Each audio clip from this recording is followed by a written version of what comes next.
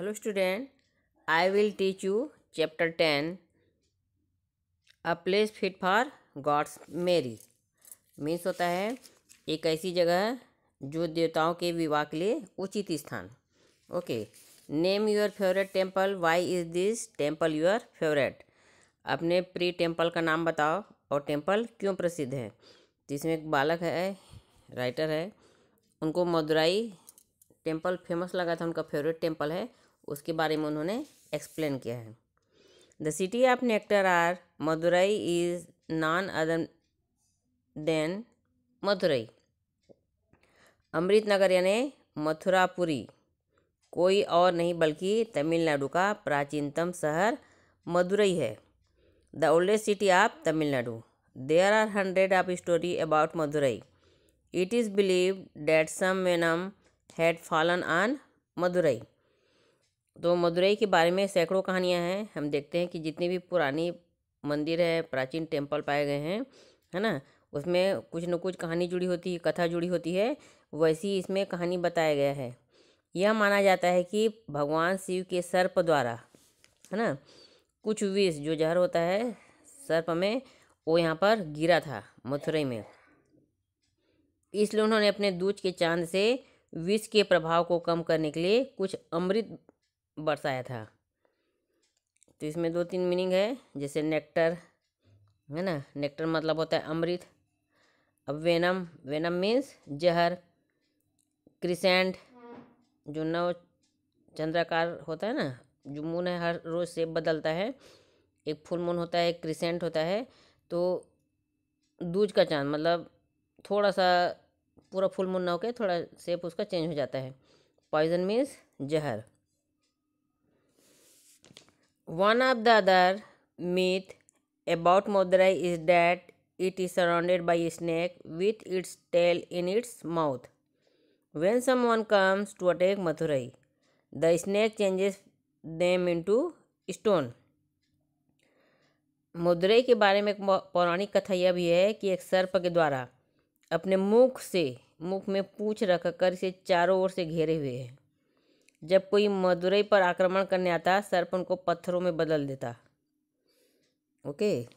The melody sound of Mathurai, the sweet smelling jasmine standard, the windy interest to huge temples, the politeness of people, all this make Madurai is a city sweetness and nectar. और यही एक प्राचीन नगर है. और क्या कहानी बताया गया इसमें कि मदुरई के जितने भी सुरीली संगीत की धुन है ना, मेलोडीज मतलब संगीत की धुन जो होती है, और जास्मिन फूल होते हैं ना, उसकी लता, उसकी खुशबू, विशाल मंदिर का हवादार प्रवेश द्वार, वहाँ के लोगों की विनम्रता, वहाँ के लोग बहुत पोलाइट हैं, है ना, विनम्रता से बात करते हैं.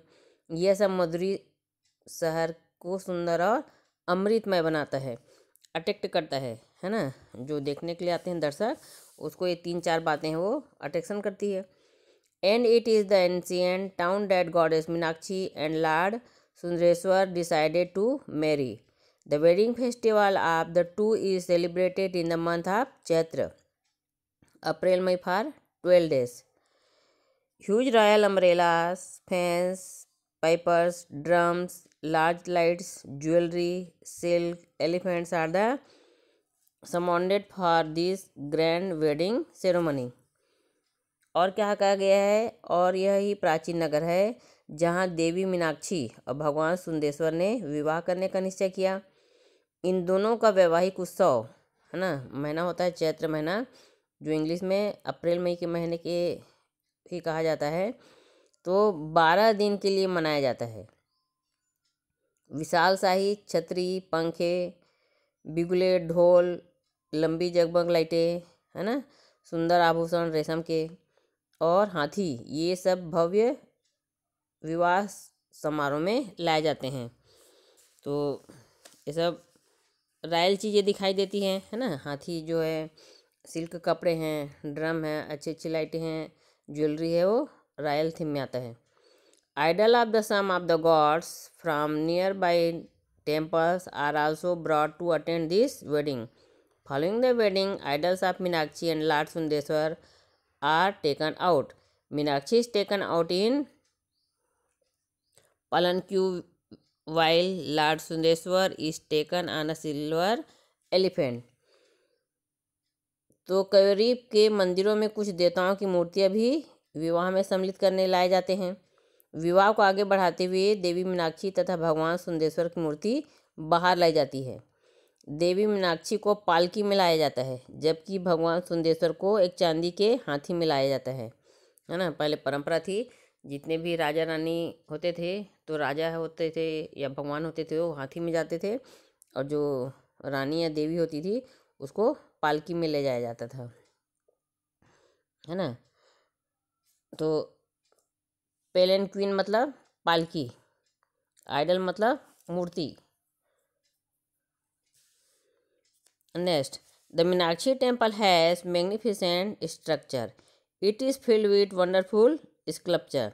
There are dance hall and 1000 pillar mandap with musical pillar. तो मीनाक्षी मंदिर है एक भव्य संरचनात्मक है ना। भव्य जो आकार रहता है उसको मैग्निफिसेंट स्ट्रक्चर कहा जाता है। यह शानदार मूर्ति कलाओं से भरा हुआ है। वहाँ नृत्य हेतु हॉल है तथा हजारों संगीत युक्त स्तंभ के साथ मंडप के भी खंभे बने हुए हैं। एक अलग से डांस हॉल है और एक पिलर मंडप है ना। A visit to Madurai would take you to time of kings, queen, legends, festive, thundering drums और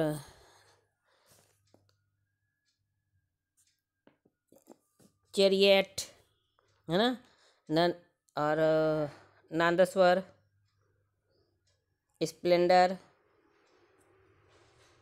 वेनम, temples.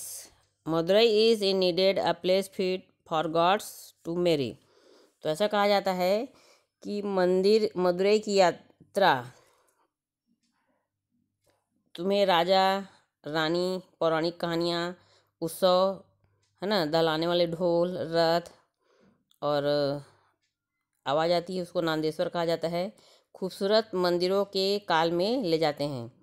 तो मदुरई निसंदेह देवताओं के विवाह के लिए उपयुक्त स्थान है।